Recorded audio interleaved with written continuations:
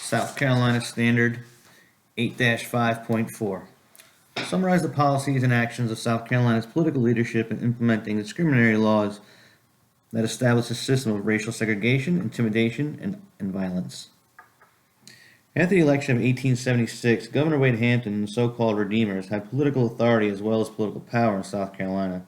The conservative Democratic Party had redeemed South Carolina from the Republicans, as they had other southern states, by reminding them of the recently lost Civil War, the lost cause. The antebellum political elite regained control of the government. As conservatives, they wanted to restore South Carolina's government and society as nearly as possible to its condition before the war, under the control of the elite with limited taxes.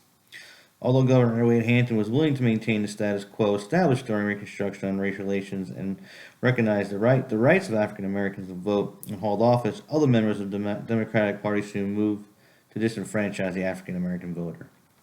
Taking advantage of the still high rates of illiteracy among the impoverished former slaves, politicians adopted the 8-box law and the poll tax. Although these devices often also disenfranchised poor whites, the conservative elite were not concerned. The South Carolina legislature also adopted a plan in which congressional districts were redrawn so that only one district had an African American majority. This gerrymandering limited the number of African Americans elected to the United States Congress.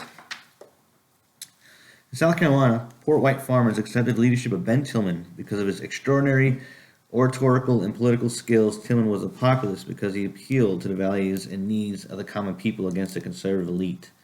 Unlike his populist counterparts elsewhere in the nation, Tillman never supported the appeal for the vote of the African American farmers, who suffered as much or more declining economic conditions as did the white farmer.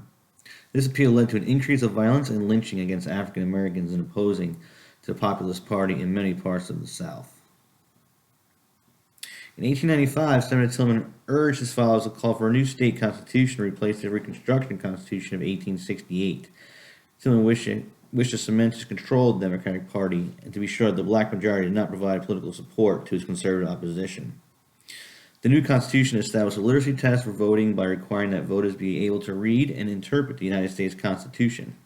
It also required a poll tax be paid 6 months before the election.